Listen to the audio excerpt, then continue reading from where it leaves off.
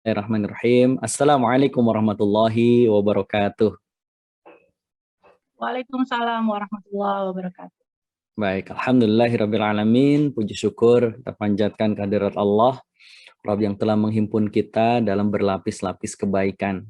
Kebaikan di penghujung Ramadan, kebaikan saat kita sedang berpuasa, dan kebaikan ketika kita dalam forum kajian.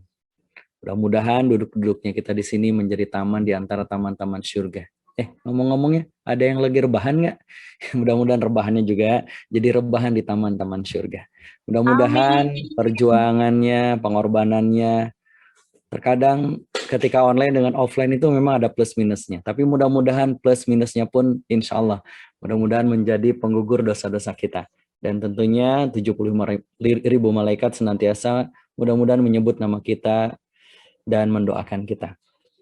Bersolawat kepada baginda Rasulullah sallallahu alaihi wasallam. Allahumma shalli ala Muhammadin wa ala alihi wa sahbihi ajma'in. Mudah-mudahan senantiasa dilimpahkan kepada beliau, keluarga beliau, para sahabat beliau, dan tentunya umatnya hingga akhir zaman. Baik, teman-teman sekalian, kawan sejalan yang dimuliakan oleh Allah, seperti tadi disampaikan oleh Mbak Kori, yang tidak ada halangan untuk mengaktifkan video, silahkan diaktifkan. Tapi kalau lagi beres-beres rumah, lagi nyuapin anak, nggak apa-apa. Insya Allah mudah-mudahan jadi kebaikan buat kita semuanya ya. Bagi yang bisa silahkan diaktifkan, mudah-mudahan nanti bisa komunikasinya, kajiannya lebih mendalam lagi dan lebih interaktif lagi.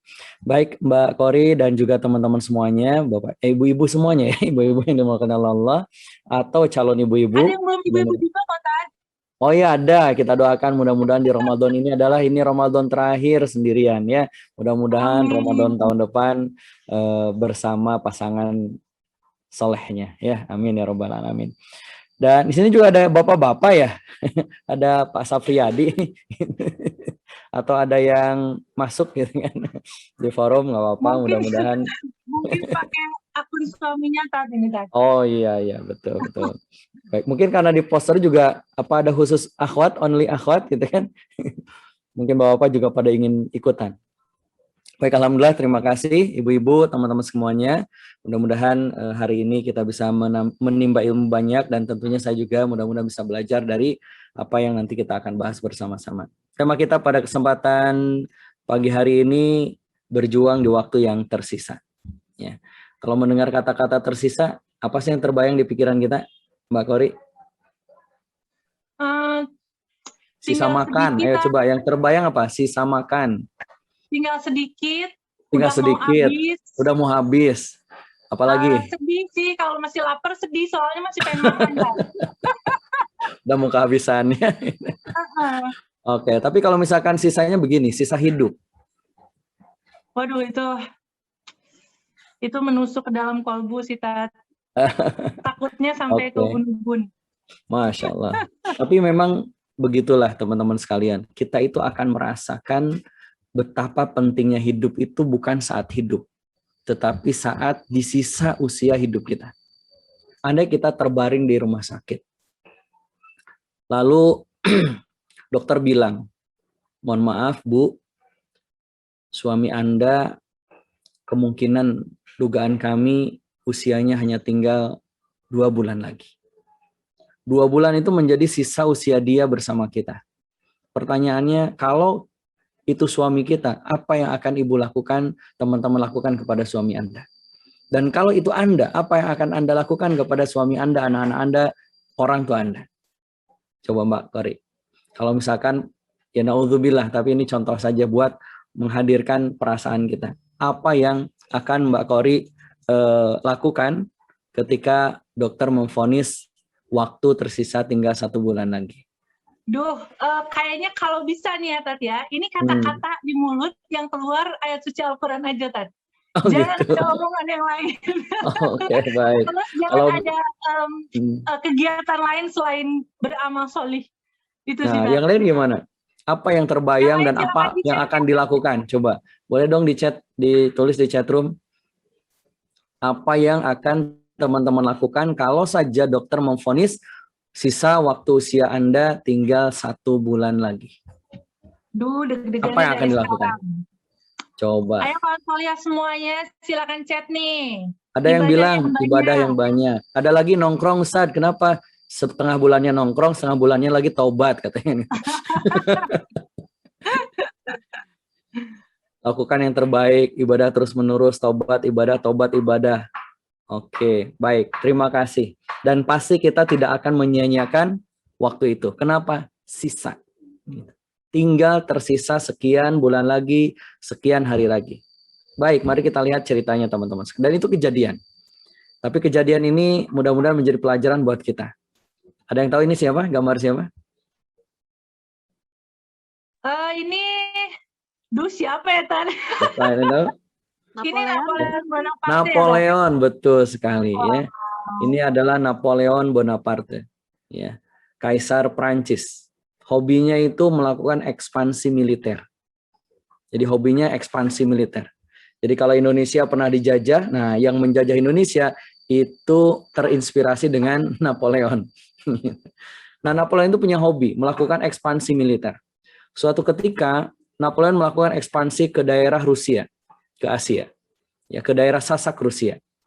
Tiba di sana ternyata di luar dugaan Napoleon dan pasukannya ternyata terjadi musim dingin yang sangat. Dan ingat, Napoleon belum bersiap-siap dengan musim dingin yang begitu luar biasa di daerah Rusia.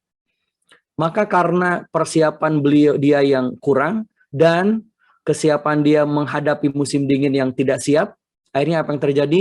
Pasukan Napoleon kalah oleh pasukan Sasak Rusia.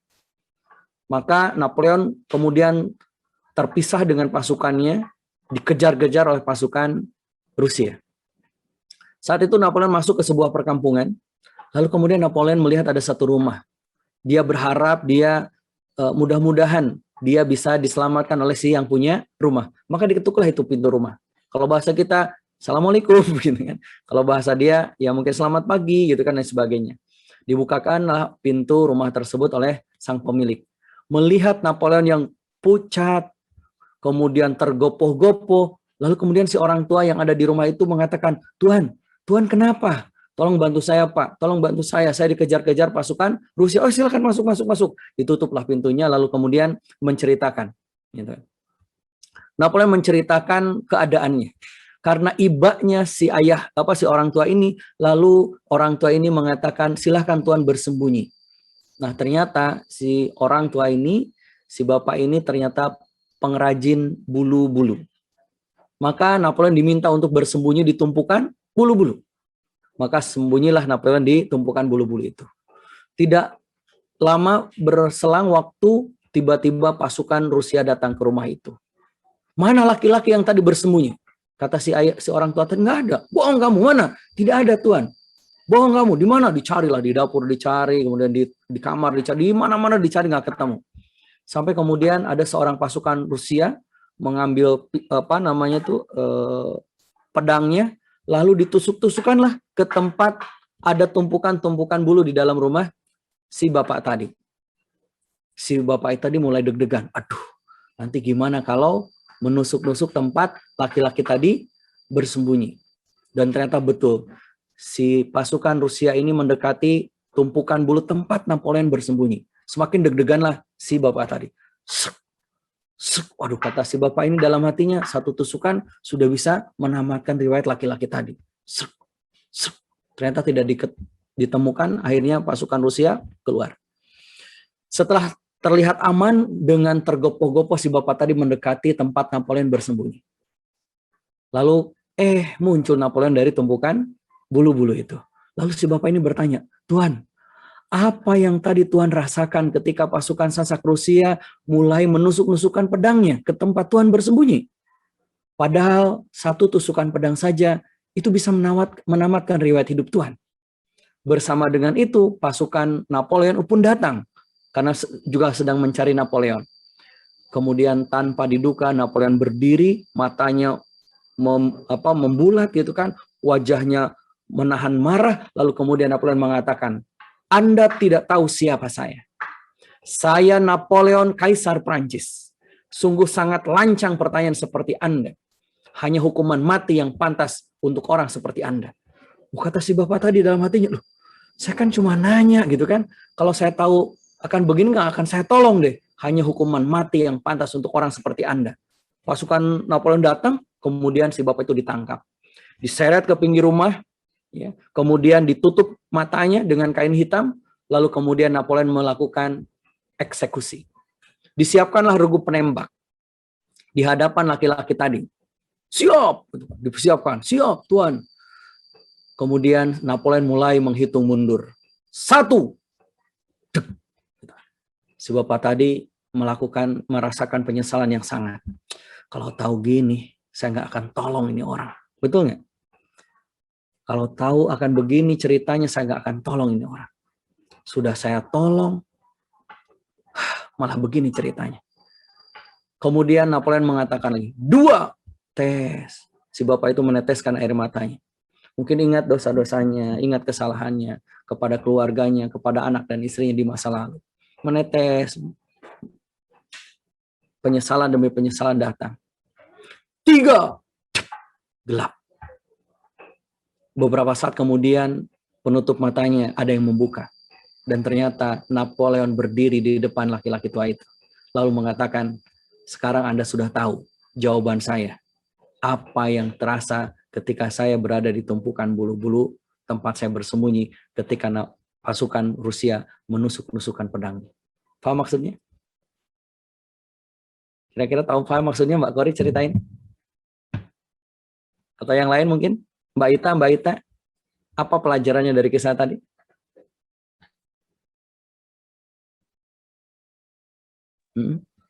Jangan gampang percaya, Tat. Oh, jangan gampang percaya. Oke, Mbak Ita apa Mbak Ita? Mbak Deta pasrah. Ya. Gimana Mbak Ita? Apa pelajarannya?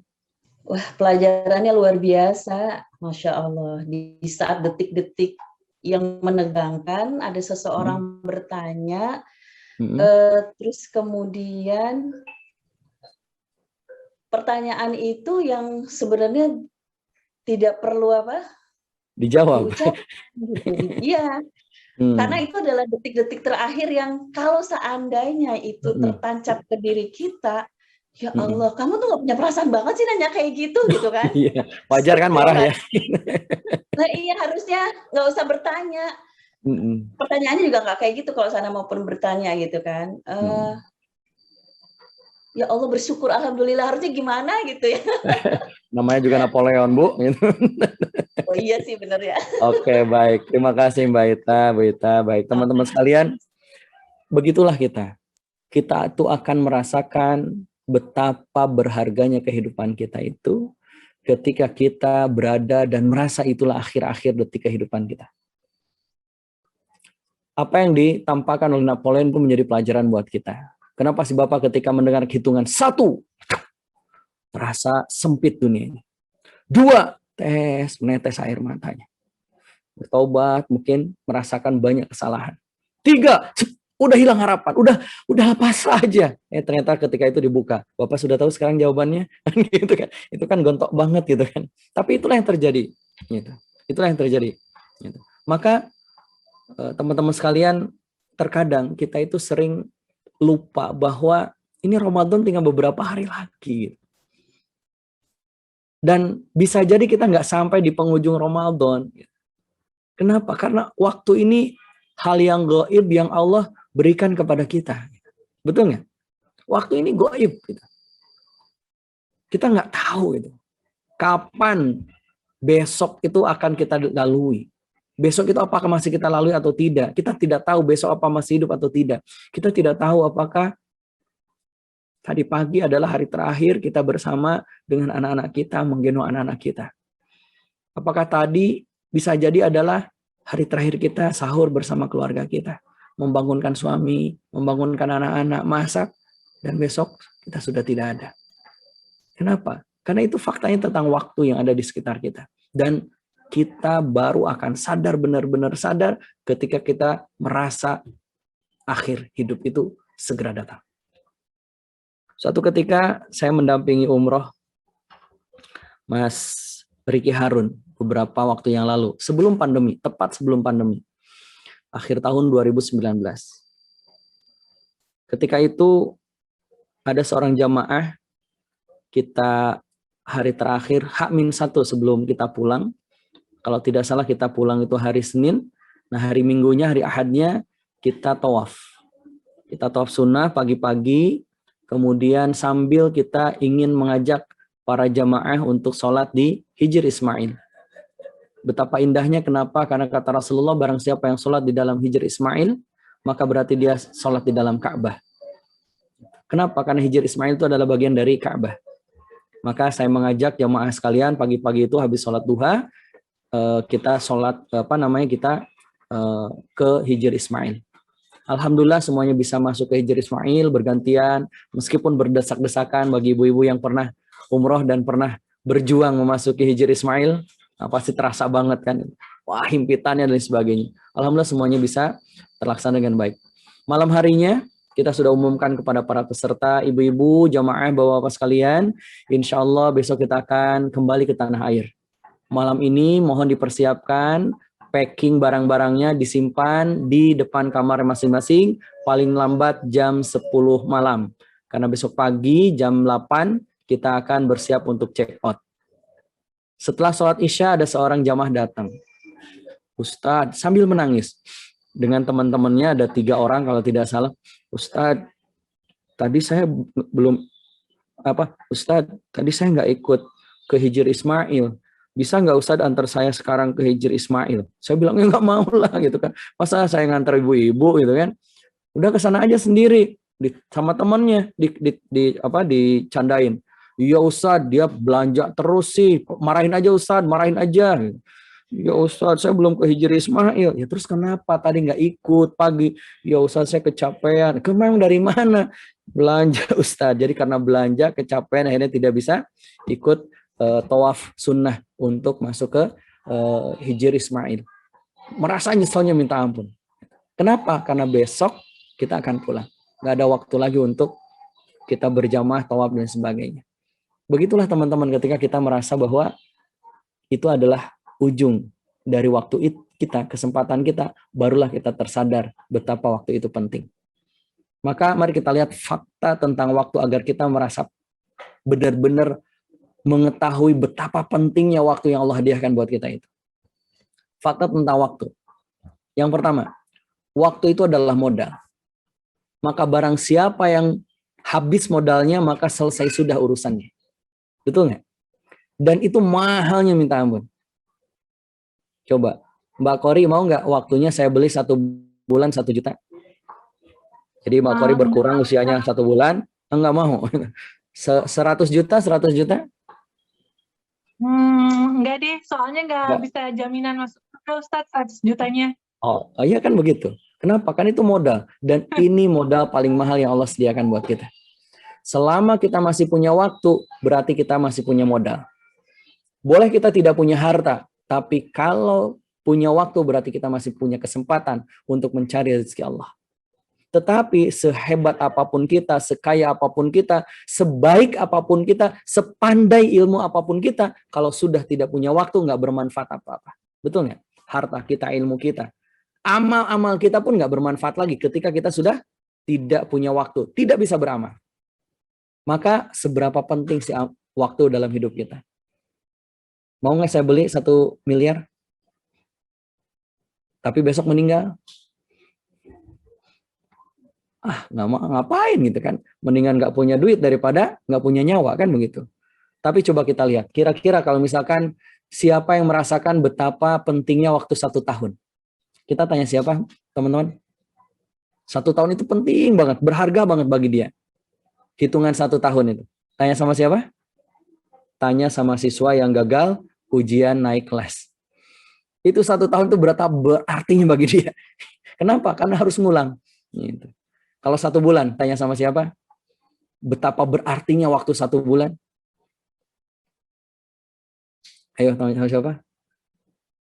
Nggak tahu? Ya, tanya sama seorang ibu yang melahirkan bayinya secara prematur. Itu 1 bulan itu berharga buat ya Allah, pada 1 bulan lagi aja, kan begitu? Betapa 1 bulan itu berharga bagi dia. Kalau 1 minggu, betapa berharganya waktu 1 minggu? Kita tanya sama siapa? Mbak Kori ada yang tahu? Ada siapa? 1 minggu. Tanya sama siapa? Siapa ya, Tas? Ya, kalau 1 minggu itu urusan deadline. Tanya sama Pimred, sebuah buletin, sebuah majalah, sebuah tabloid. Itu 1 minggu itu berarti banget bagi dia. Kenapa? Karena dikejar-kejar deadline. Betul kan? Kalau 1 hari, tanya sama siapa? Betapa berharganya waktu 1 hari.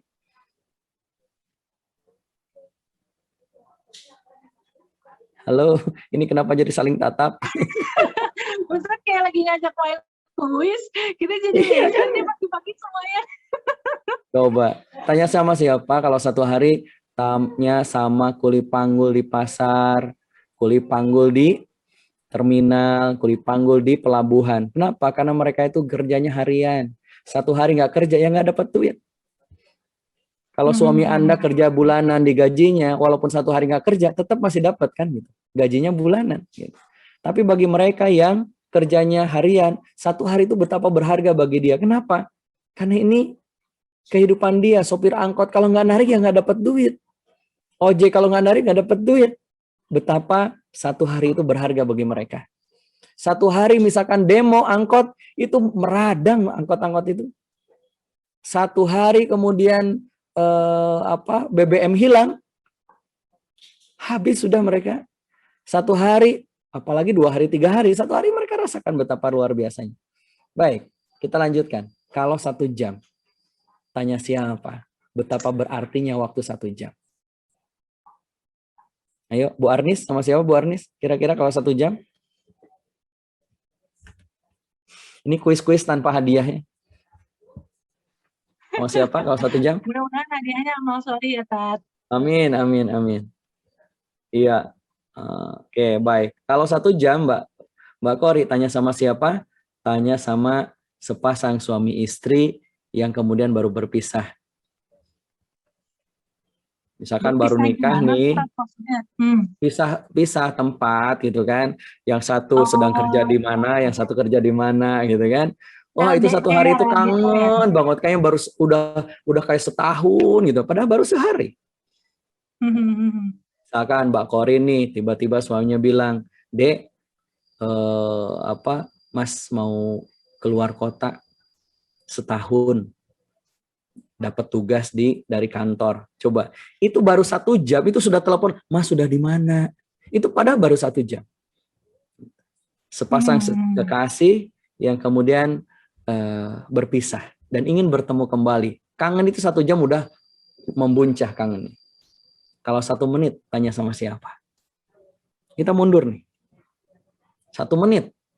Ya, tanya sama penumpang pesawat, kereta, pesawat terbang, kereta yang tertinggal. Itu 1 menit betapa berharganya. Kenapa? Karena hitungannya menit.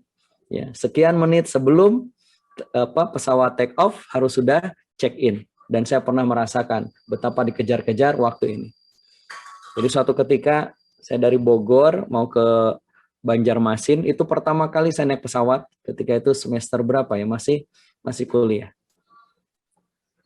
Naik pesawat dan saya nggak tahu perjalanan dari Bogor ke Jakarta ke Soekarno-Hatta, perkiraan saya 2 jam. Pesawat jam 7, maka saya berangkat jam 4 dari Damri Bogor. Berangkatlah jam 4 dari Damri Bogor, habis sholat asar. Ketika di perjalanan aman, tiba-tiba di jalanan macet total. Hujan deras, macet. Saya sudah mulai deg-degan. Maghrib masih di tol dalam kota. Udah makin deg-degan lagi. Waduh, jam 7 kan terbang, jam 7. Ya Allah, sampai nggak ya? Ya Allah, sampai nggak ya? Sampai kemudian ke tempat terminal saya mau check-in jam 7 kurang 10. Saya yang kayak sinetron Mbak Kori ya, itu bagaimana saya berlari sekencang-kencangnya dari tempat turun bis ke tempat check-in. Dan ketika masuk pesawat kemana? Banjarmasin, penerbangan sekian. Baru aja take off, Pak. Loh, kan jam 7. Iya, jam 7 take off, Pak. Jam setengah 7 sudah boarding. Bapak terlambat. Mas itu, ya Allah, gitu kan. Itu terjadi. Bahkan ada teman saya kemarin ketika ke Jogja, juga sama. Gitu. Masuk ke check-in, ke tempat check-in, kita check-in, alhamdulillah sudah bisa diterima. Kemudian itu last call. Panggilan terakhir. Pak, sudah disebut namanya, berarti itu sudah benar-benar terakhir. Pak, silahkan naik ke pesawat. Langsung saya lari ke pesawat. Teman saya tertahan. Kenapa? KTP-nya tertinggal. Kata petugas dari check-in, Bapak ada nggak foto KTP-nya? Waduh, cari-cari di handphone yang nggak ada. Mungkin bisa dikirim nggak sama istrinya, ditelepon istrinya nggak diangkat. Itu stres dia. Saya sudah naik pesawat, ditunggu-tunggu, dia kok belum datang, teman saya ini kok belum datang gitu kan. Tiba-tiba beberapa menit kemudian dia dapat kiriman dari keluarganya foto KTP-nya. Pas check-in, Bapak segera naik. Udahlah cep lari dia naik ke atas, pas kemudian ke gerbang, kata petugasnya, Bapak mau kemana? Ini Pak, jurusan ke Jogja. Itu Pak, pesawatnya sudah mundur. Telat 1 menit gitu. Telat 1 menit gitu. Udah mundur gitu, udah nggak bisa naik lagi. 1 menit betapa berharganya bagi yang sedang dikejar jadwal naik pesawat terbang. Baik, kalau 1 detik, tanya sama siapa berharganya 1 detik dalam hidup? Siapa? Ya, sama seseorang yang selamat dalam kecelakaan tabrakan. Dan dia itu detik loh hitungannya. Hitungannya detik. Bahkan kalau misalkan kita melihat betapa ketika ada kecelakaan, kan kadang ada sebentar gitu kan. Itulah waktu 1 detik betapa berharganya ada dia. Mari kita lihat coba.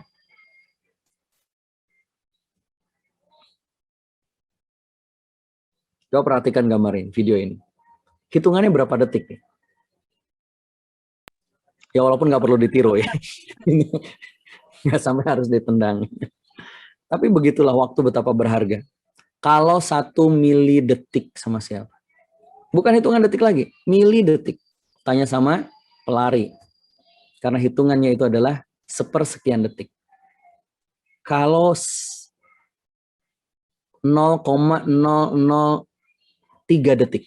Nah, ya, coba lebih kecil lagi. Tanya sama siapa? Tanya sama ini dia. Coba perhatikan. Balap Formula 1 itu kecepatannya 300 sampai 400 km per jam. Sehingga hitungan 0,1 detik aja itu berpengaruh siapa yang menang. Dan ini berapa bedanya antara juara 1 dan juara 2? Bedanya hanya 0,003 detik. Bukan 1 detik lagi bagi dia berharganya. Sepersekian ribu detik. Maka kita sering lalai terhadap waktu. Padahal faktanya waktu itu adalah modal kita. Kita sering menyanyiakan. Ramadan sudah berlalu 27 hari. 26 hari. Sekarang di hari yang ke-27. Yang kedua, fakta dengan waktu. Apa? Sangat cepat berlalu. Betul nggak? Betul kan? Coba ibu-ibu yang sudah menikah masih ingat nggak ketika akad nikah? Masih ingat? Pakaiannya, peristiwanya, calon suami itu salah ngucapin akad gitu kan? Masih ingat? Ijab kabulnya? Kita masih bisa membayangkan dan kayaknya baru kemarin deh. Kenapa? Betapa cepat sekali waktu ini berlalu dalam kehidupan kita. Bahkan kata seorang ulama mengatakan, aku tidak mengumpamakan masa muda kecuali dengan sesuatu yang menempel di lengan bajuku lalu terjatuh. Saking cepatnya. Kayaknya baru kemarin, masih ingat tuh SD itu diantar sama mama, gitu kan, SMP pernah coret-coret baju saat lulus sekolah, gitu kan, masih ingat, gitu kan, dulu mungkin pernah begini, masih ingat, kayaknya baru kemarin deh, begitu cepat. Makanya Allah mengingatkan kita, wa yauma yahsyuruhum ka'allam yalbathu illa sa'ah minan nahari yata'arufuna bainahum. Kita itu hidup di dunia, ya, kita hidup di dunia itu seakan-akan tidak pernah di dunia selain sesaat, sekejap di siang hari. Sekejap saja. Itu waktu kita di dunia. Betapa cepatnya waktu itu berlalu. Tidak hanya itu teman-teman sekalian. Waktu punya fakta. Apa itu? Tidak bisa kembali. Waktu itu one way. Betul kan? Nggak bisa muter balik. Gitu. Nggak bisa balik lagi. nggak bisa dezapu, nggak bisa. Waktu hanya satu arah. Makanya Abu Bakar As-Siddiq pernah berpesan, sesungguhnya Allah memiliki hak pada waktu siang. Dia tidak akan menerimanya di waktu malam. Begitu juga Allah punya hak di waktu malam, dan dia tidak akan menerimanya di waktu siang. Sekali terlewat, sudah tidak bisa diulang. Contoh, sholat subuh tadi pagi. Kita tertidur, lalu kemudian kita lupa tidak sholat subuh. Ya. Lalu kemudian baru bangun jam 6. Lantas kemudian kita sholat subuh. Maka itu tidak bisa kita ulang lagi di subuh berikutnya. Nggak bisa, sudah lewat.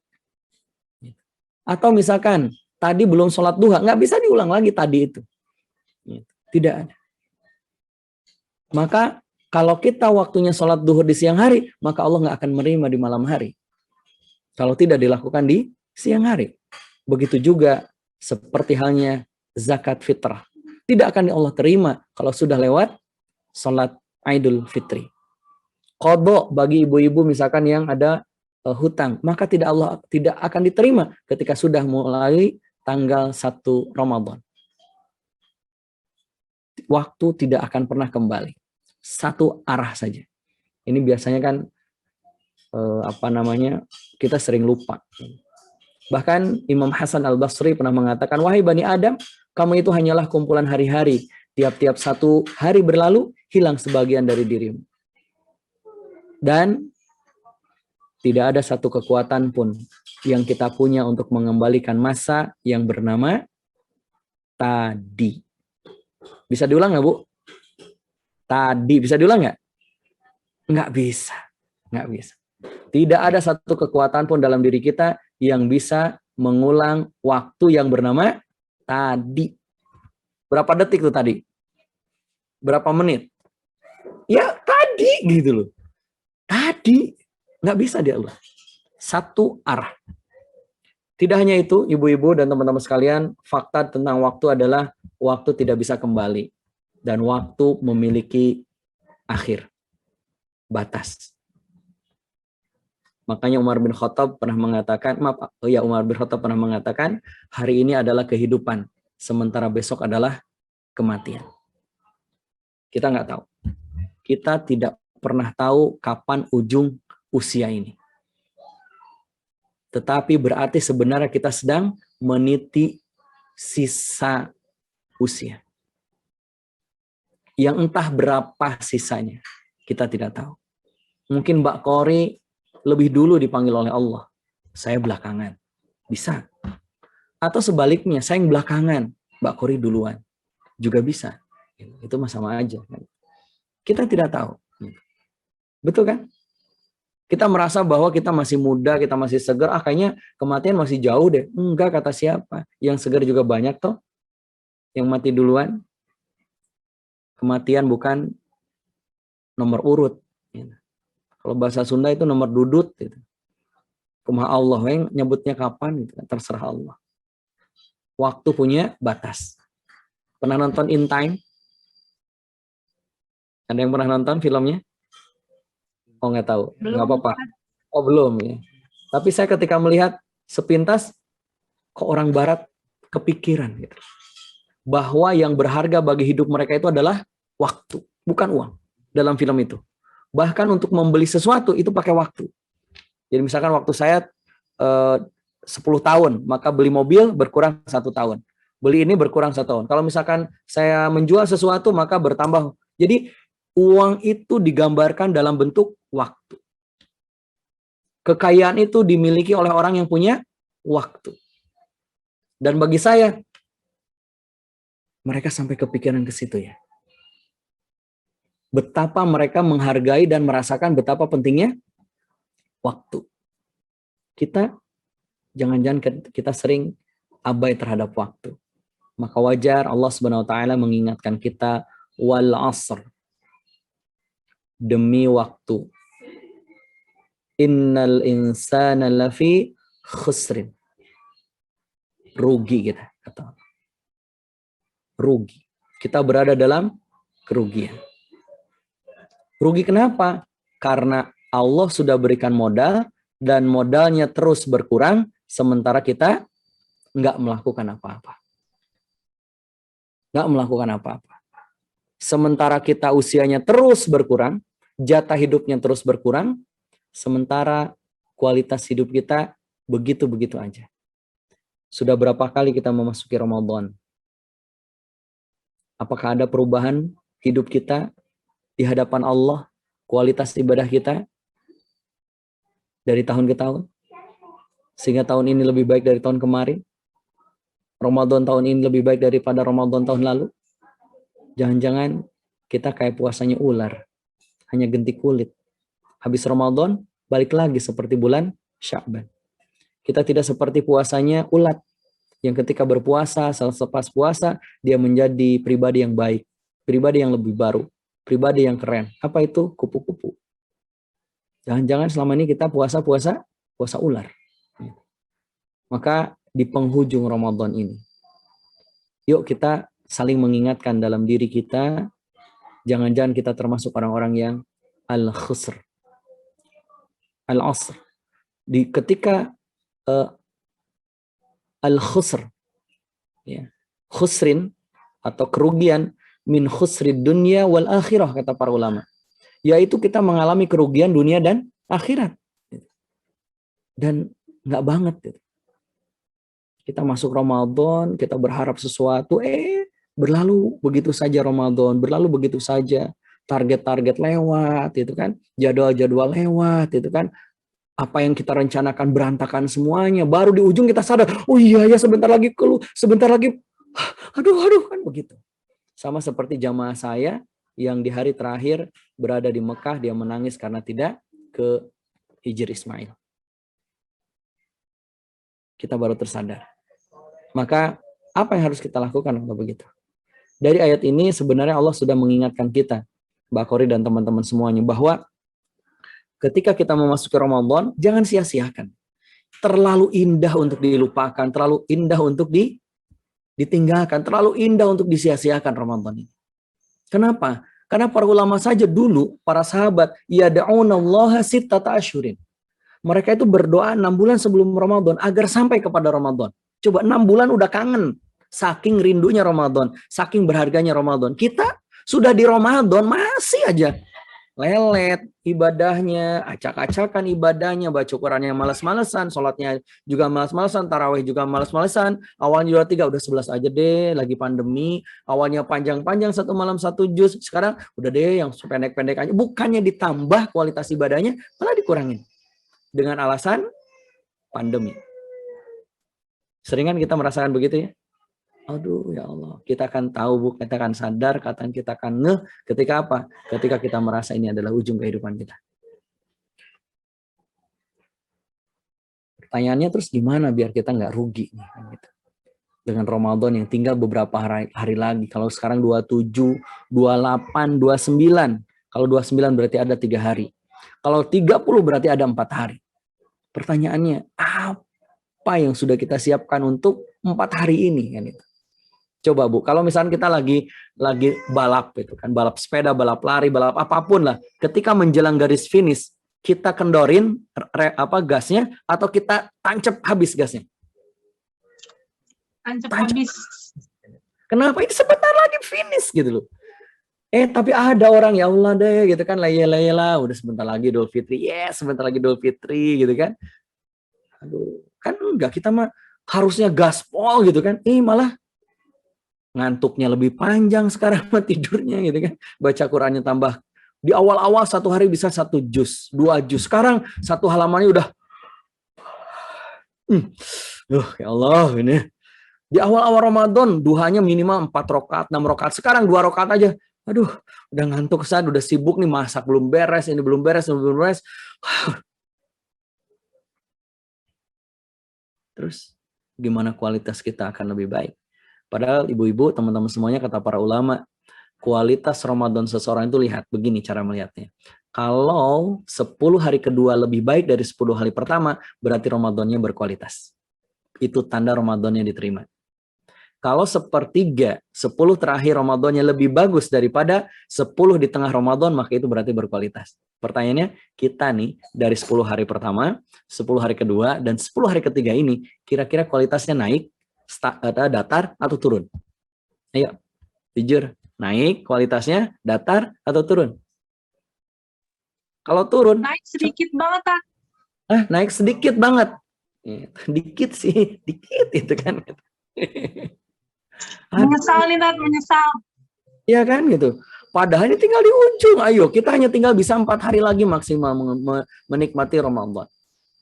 Terus kamari kamana wae. You know, hari kemarin kemana aja gitu.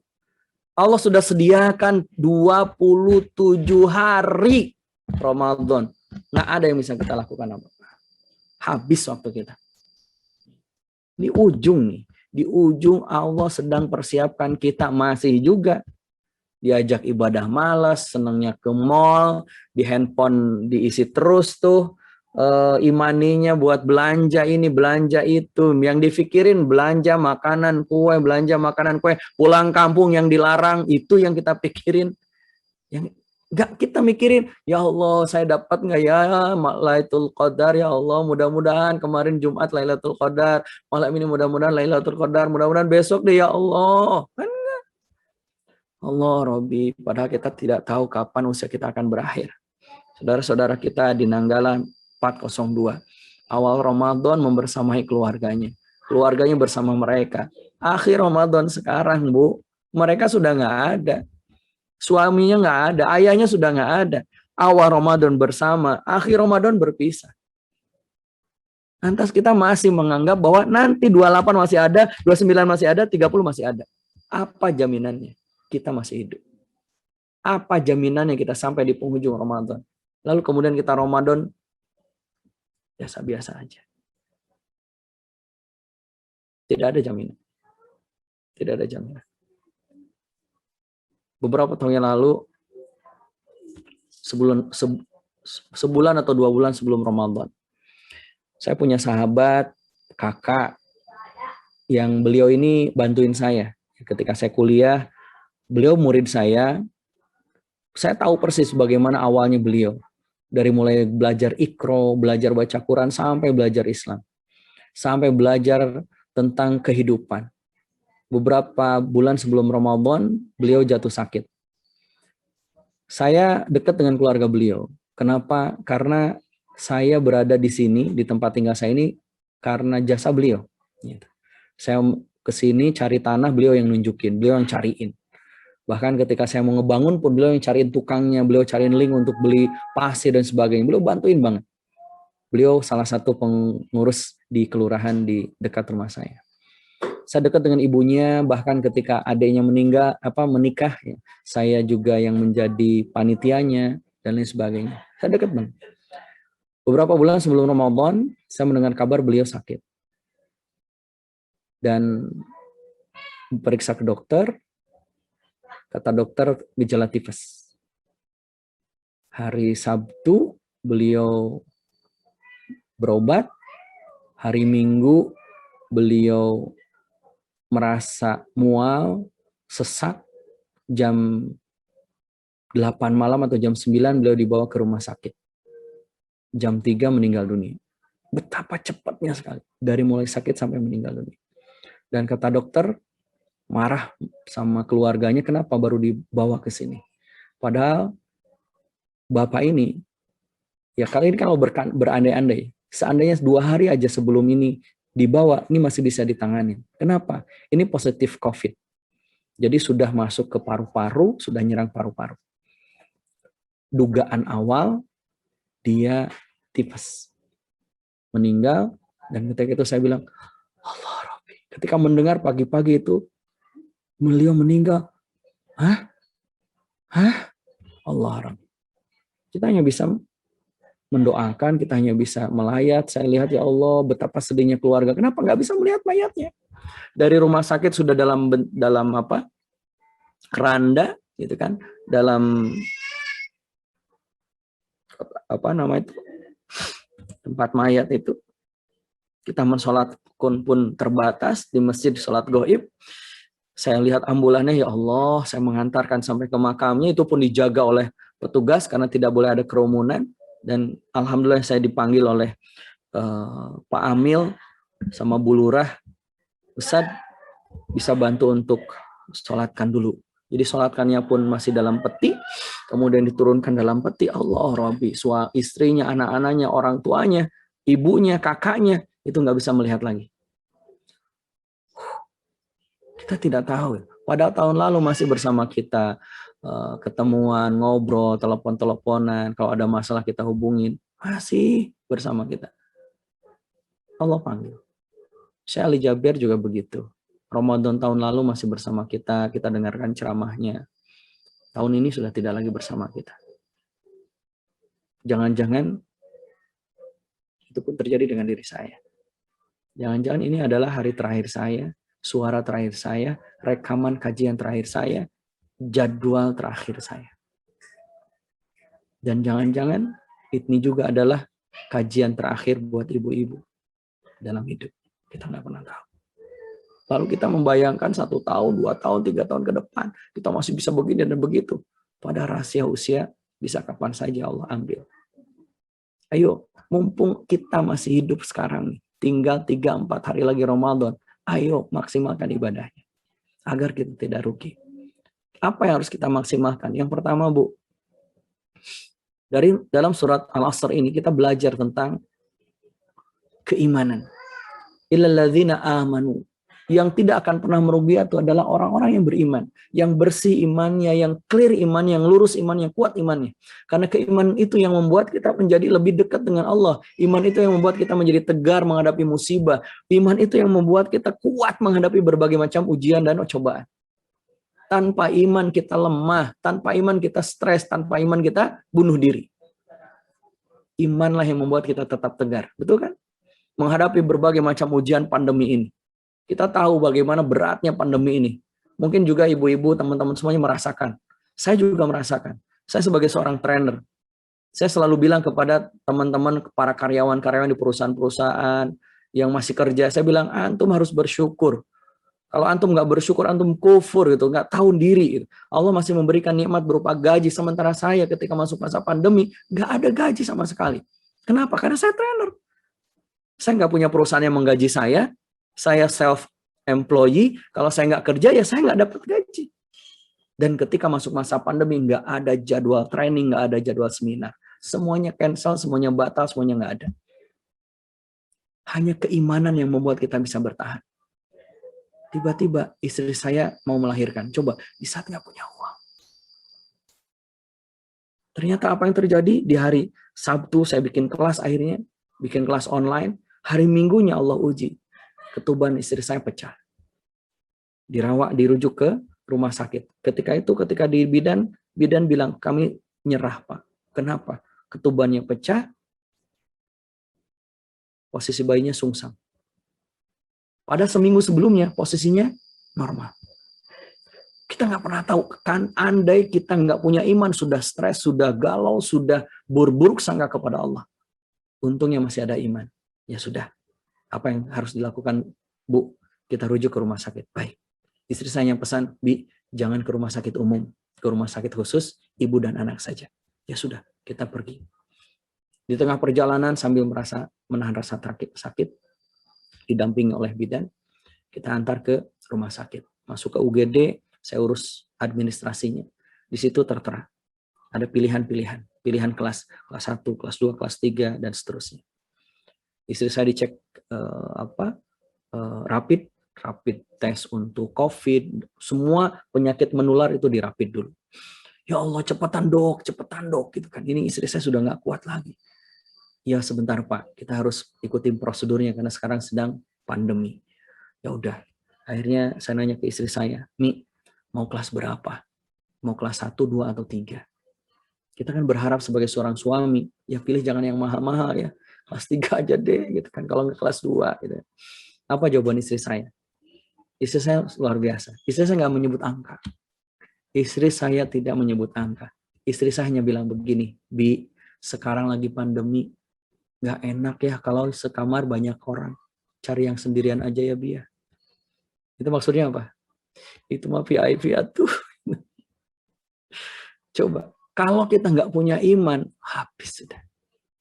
Tapi alhamdulillah, ketika Allah masih menganugerahi kita iman, kita yakin sama Allah, kita yakin sama rezeki Allah, kita yakin sama pertolongan dari Allah, kita yakin Allah yang ngatur semuanya, kita tinggal pasrah saja dan menyiapkan kartu ATM tentunya. Itu aja. Ya Ustaz, digesek dong, ya udahlah gitu kan nggak tercover sama yang lain. Bismillah aja. Ada aja kok rezekinya. Masuk pandemi tahun kedua, anak saya yang pertama operasi katarak. Ada aja, Allah Rabbi. Diuji lagi keimanan. Tapi saya bilang sama istri, nggak apa-apa Mi, nanti juga diganti. Betul. Ada dari sebuah lembaga, Ustaz ini fee training selama 1 bulan. Alhamdulillah, cukup. Ada aja. Kenapa? Buah dari keimanan. Kalau kita nggak yakin, coba gimana? Stres kan? Yuk, Ramadan, di akhir Ramadan ini, mari kita kuatkan keimanan kita, termasuk keimanan terhadap kematian yang bisa datang kapan saja. Yang pertama. Yang kedua, dalam surah Al-Asr itu, ilal ladzina amanu wa amilus solihat. Yuk, tingkatkan amal soleh. Bukan lagi waktu berleha-leha, banyakin tidur, banyakin istirahat, banyakin ibadah. Ibadah apa Ustaz? Ibadah apapun yang wajib dan sunnah. Upayakan yang wajibnya dulu beresin. Wajibnya dulu beresin. Baru yang sunnah. Pastikan yang wajib-wajibnya tuntas. Baru yang sunnah.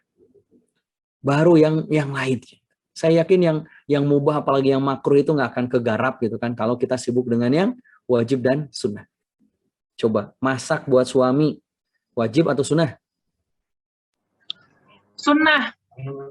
Nah, melayani suami wajib. Wajib. Baik. Mengurus anak-anak wajib. Maka beresin termasuk sholat 5 waktunya, nutup auratnya, semua tuntaskan. Baru yang sunnah-sunnah. Apa yang sunnah? Sholat duha, tahajud, baca Quran, bersedekah, dan lain sebagainya. Sibukkan aja di situ. Sibukkan yang wajib dan yang sunnah. Mudah-mudahan Allah wafatkan kita di penghujung usia kita ketika kita sedang melakukan, kalau tidak sedang melakukan yang wajib, kita sedang melakukan yang sunnah. Dalam surah Fatir, Allah Subhanahu wa taala memberikan gambaran kepada kita yang harus kita lakukan untuk meningkatkan amal soleh kita. Innal ladzina yatluna kitabullah wa aqamus shalah wa anfaqu mimma razaqnahum sirran wa alaniyah yarjuna tijaratan lan tabur. Lakukan 3 hal ini. Yang pertama, yatluna kitabullah, pelajari Al-Qur'an. Tidak hanya dibaca, tapi dipelajari, dipahami maknanya, lalu diikuti apa yang menjadi titahnya di dalam Al-Qur'an. Itu amal soleh. Jadi tidak hanya dibaca. Baca, fahami, pelajari, amalkan. Karena membaca Al-Quran itu sunnah, mengamalkan Al-Quran itu wajib. Jangan kebalik. Gitu. Jangan kebalik. Bahkan kata Imam Ibnu Katsir, yatluna kitabullah itu maknanya adalah follow, ittiba. Gitu. Kayak Mbak Kori sudah follow belum akun Instagram saya? Kalau sudah, alhamdulillah. Sudah Ustaz, lewat ya. Kawan sejalan. Ya. Oh gitu. Segera unfollow. Kalau yang belum, follow. Nanti saya follow pakai akun teman. Kayak gitu kan, di follow. Nah, sekarang itu sudah saatnya di akhir Ramadan itu memfollow Al-Quran. Tidak hanya dibaca, coba dikaji ayat per ayatnya. Pelan-pelan aja. Lalu kemudian difahami, lalu praktekin. Indah kok. Enak gitu kan. Ketika baca Al-Quran, misalkan sekarang di juz 28 misalkan ya. 27 kalau misalkan kita masuk ke juz 27. Di sana ada surah apa, pahami, dan coba perhatikan di juz 27 tersebut. Indah banget itu. Ada hal yang Allah sedang hantarkan kepada kita dengan bacaan-bacaan Quran kita. Misalkan juz 27 misalkan di surah Ar-Rahman. Coba nikmati setiap kata-kata kalimat yang ada di surah Ar-Rahman. Ar-Rahman 'allamal Qur'an, khalaqal insan, 'allamahul bayan. Dinikmati coba setiap katanya, diresapi setiap maknanya. Ustaz nggak ngerti, beli, terjemahnya sudah ada. Gimana kalau salah? Beli tafsirnya juga banyak. Mahal Ustadz, kebangetan. Tuh handphone harga jutaan kebeli. Masa tafsir yang harga 1.200.000 nggak kebeli? Tas 500.000. Tafsir ada kok yang 500.000. Ayo, kuatkan kita dalam mempelajari Al-Quran. Ikutin kajian-kajian Al-Quran. Yang kedua, wa anfaqu mimma razaqnahum.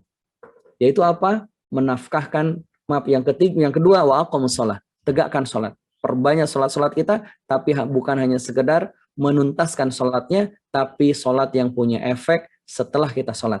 Tanha anil fahsya iwal munkar. Perbanyak. Lakukan itu. Tegakkan sholat kita. Khusyuk bukan hanya dari mulai takbiratul ihram sampai salam, tapi dari salam sampai takbiratul ihram. Mundur Ustaz, bukan. Maksudnya kalau subuh berarti dari salamnya sholat subuh sampai takbiratul ihramnya sholat zuhur. Dijaga tuh. Tanha anil fahsya wal munkar. Tegakkan sholatnya. Bukan hanya sekedar melaksanakan. Nah, kita mah kusala. Sholatnya lalai. Pas takbir. Allahu Akbar. Duh ya Allah. Apalagi sholat tarawih.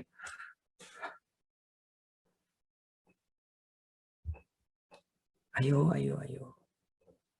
Gimana mau tegak? Syarat rukunnya aja nggak sempurna. Dari kapan Ustaz kita mempersiapkan sholat biar khusyuk? Dari sebelum azan, dari wudhu kita, dari azannya, dari sebelum iqamah sampai kemudian takbiratul ihram disiapkan. Kan ada orang yang ketika mendengar azan itu stres itu. Allahu Akbar, Allahu Akbar. Ya udah zuhur lagi. Hanya maghrib yang ditunggu-tunggu. Yang lain mah nggak ditunggu-tunggu kayaknya gitu. Ayo. Berarti itu tandanya kita nggak rindu dengan sholat. Ayo sholat. Sholat yang betul. Perbaiki sholatnya. Nikmati setiap gerakannya. Ngobrol sama Allah ketika sholatnya. Ketika sujud. Subhana rabbiyal a'la wa bihamdi. Dirasakan di hati Allah. Saya mah lemah, rendah. Jangan diucapin. Kalau diucapin batal. Dalam hati aja. Berdoa sama Allah. Ya Allah, jaga suami saya, jaga istri saya, jaga anak saya, keluarga saya. Sujud tempat terdekat kita dengan Allah. Waktu terdekat kita dengan Allah. Perbanyak. Mumpung Ramadan di akhir 10 terakhir ini. Yang kedua. Yang ketiga, wa anfaqu mimma razaqnahum. Nih di akhir Ramadan ini perbanyak berinfak.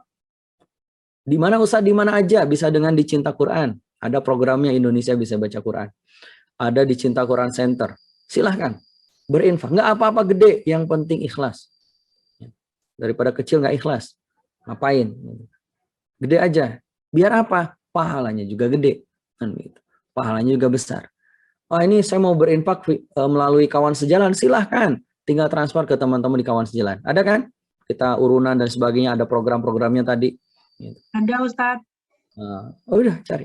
Bahkan Rasulullah yang menganjurkan kita. Man fattara sha'iman. Barang siapa memberi makan kepada seorang yang saum, kita dapat pahalanya, teman-teman. Ayo coba. Setiap kita berbuka, sisihkan ke anak kita. Nah, anterin ke masjid. Nah, anterin ke musola. Nah, anterin ke tetangga.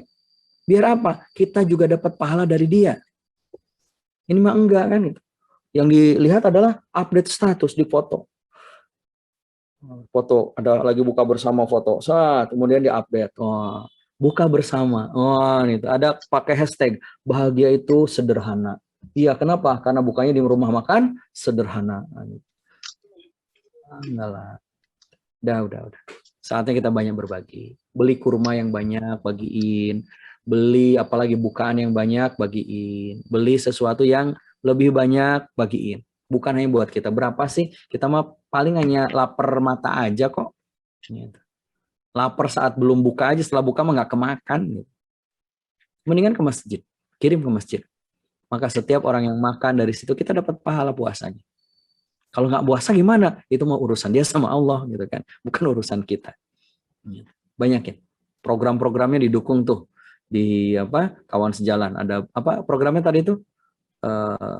Menabung Ustadz, memberi nasi bungkus. Memberi nasi bungkus gitu kan. Wah itu luar biasa tuh pahalanya.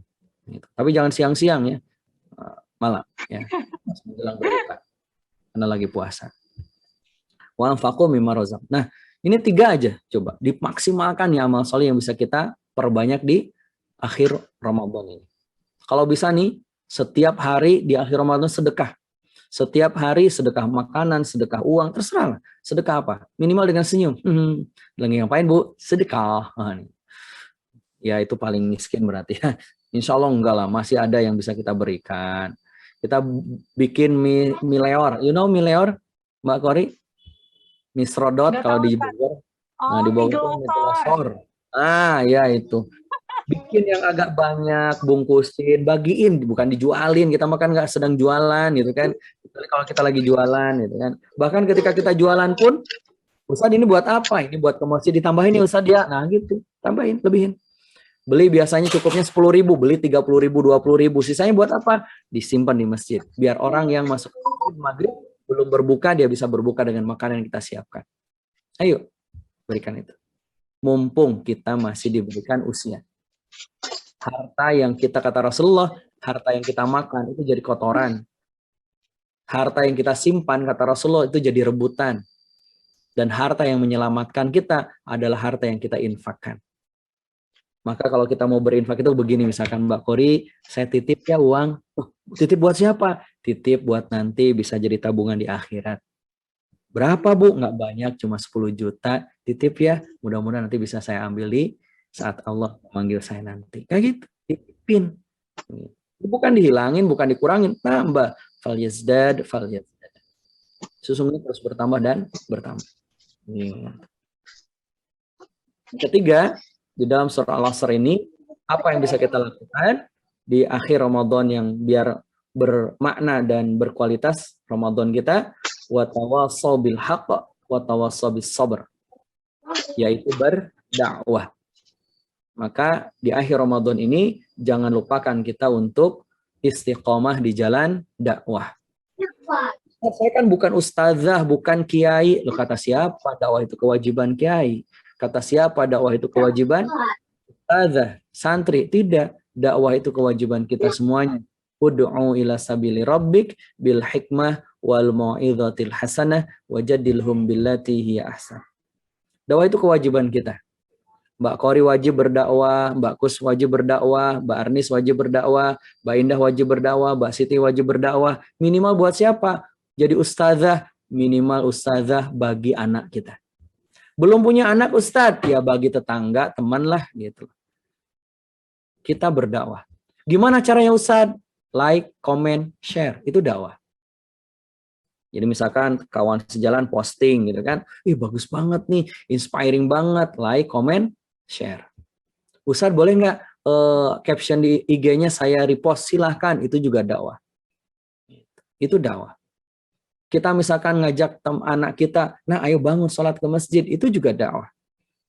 Ikut pengajian yuk, acara kajian misalkan di-share ke grup yang lain, gitu kan, di-share, dikirim, gitu kan, itu juga dakwah. Maka dakwah itu bisa menjadi bekal kita setelah kita meninggal. Kita sholat, berhenti kalau kita mati. Betul nggak? Nggak ada tambahan pahala sholat lagi ketika kita sudah meninggal. Kita saum nih, Ramadan saum. Ya kalau udah mati ya udah nggak bisa nambah lagi pahala saumnya. Gitu. Kita pakai jilbab, kita lagi. Mbak pakai jilbab. Setelah selesai usia, nggak ada lagi tambahan pahala jilbabnya. Nggak ada. Tetapi kata Rasulullah ada 3 hal yang terus mengalir sampai yaumul akhir. Apa itu? Shadaqatun jariyah, wakaf. Yang kedua ilmu yang bermanfaat. Dan yang ketiga adalah anak salih yang mendoakan kita. Sedekah mungkin nggak banyak.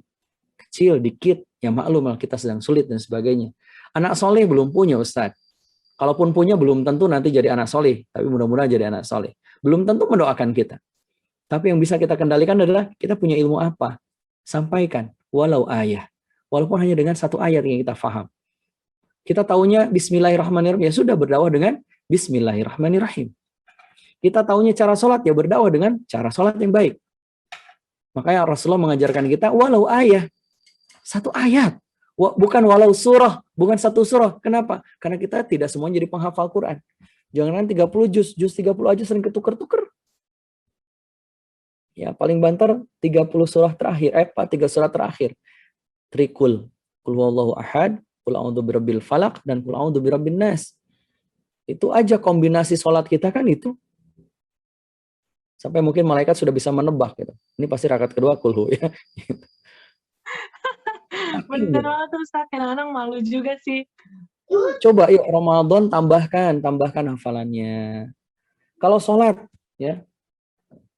Kalau sholat misalkan sholat sunnah, sholat duha, sholat tahajud sambil buka mushaf boleh nggak? Boleh, silahkan. Mushaf yang kecil sambil dipegang di tangan kanan sambil sholat. Bismillahirrahmanirrahim. Biasanya kulhu, sekarang Yasin. Yang di belakang, waduh, mama panjang banget. Ternyata hanya satu ayat. Allahu Akbar. Ya, gitu. Bacalah gitu. Sambil buka mushaf nggak apa-apa. Atau beli mushaf yang besar tuh ya, kan ada tuh sekarang ya. Mushaf yang besar simpen di depan gitu kan. Lalu kita baca. Dan kita sampaikan kepada yang lain sebagai bagian dari dakwah kita. Itulah dakwah, bekal kita nanti. Saat harta tidak ada lagi maknanya buat kita. Keluarga tidak lagi maknanya buat kita. Hanya amal-amal soleh yang pernah kita lakukan yang menjadi penyelamat kehidupan kita. Dan ketika kita berdakwah, berarti kita berpeluang didoakan penduduk langit dan bumi. Rasulullah bersabda, Innallaha, sesungguhnya Allah, wa malaikatahu, dan para malaikatnya, wa ahlas samawati, penduduk langit, wal ardi, penduduk bumi, hatta namlah, sampai semut, fi juhriha, di lubangnya. Coba, berapa jumlah semut yang ada di lubang? Berapa jumlahnya? Tidak hanya itu, wa hattal huta, juga ikan-ikan yang ada di laut. Coba, berapa jumlah ikan di laut? Pak Kori? Tak terhingga. Jangankan ikan di laut, 1 on teri Medan. Coba, kita dihitung nggak? Ada yang suka beli teri Medan, yang kecil-kecil putih itu? Coba 1 on. Berapa ribu itu ikan? Berapa ekor tuh? Dan mereka itu semuanya, kata Rasulullah, la yusalluna ala mu'allimin nasil khaira. Mereka semuanya bersolawat, ay mendoakan. Siapa? Mendoakan orang yang mengajarkan manusia kebaikan. Apapun itu. Bukan mengajarkan tentang pluralisme, mengajarkan tentang hedonisme, bukan itu loh. Tapi mengajarkan al-khair, ay al-Islam. Maka ketika ada ceramah Ustadz Fatih Karim di-share, itu jadi dakwah. Ada Ustadz Abdul Somad di-share, itu jadi dakwah. Kalau kita belum bisa berceramah. Tapi insya Allah bisa kok, kalau kita belajar tekniknya. Saya punya grup namanya The Art of Dakwah. Bisa kok, insya Allah, kalau kita mau belajar.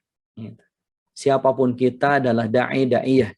Kita adalah du'at yang Allah kirimkan di tengah-tengah manusia ini. Maka teman-teman sekalian, terakhir dari saya, jangan lengah. Ini belum finish. Yuk maksimalkan gaspol ibadah-ibadah kita. Mudah-mudahan ini menjadi Ramadan terbaik dalam kehidupan kita. Kata Rasulullah SAW, sesungguhnya malam itu malam yang ke-27 atau ke-29. Coba, ini 2 malam terakhir berarti yang ganjil. Tadi malam 27, berarti nanti ada tanggal 28, 29, kata Rasulullah. Sesungguhnya malaikat pada malam itu lebih banyak dari jumlah butiran kerikil. Saking banyaknya turun para malaikat ke muka bumi ini. Untuk ngapain? Mendoakan orang-orang yang menghabiskan malam-malamnya. Menegakkan malam-malamnya. Man qama ramadhana imanan wa ihtisaban ghufira lahu ma taqaddama min dhanbi. Itu teman-teman sekalian. Maka jangan lengah. Ya, ini belum finish. Kita masih bisa melakukan yang terbaik insya Allah. Mudah-mudahan Allah sampaikan kita sampai di penghujung Ramadan dan kita disampaikan ke Ramadan tahun depan. Ya. Terima kasih. Tepat berapa menit saya ini ya sharing? 1 jam 18 menit. Sisanya monggo kalau ada yang mau ditanyakan silahkan. Assalamualaikum warahmatullahi wabarakatuh.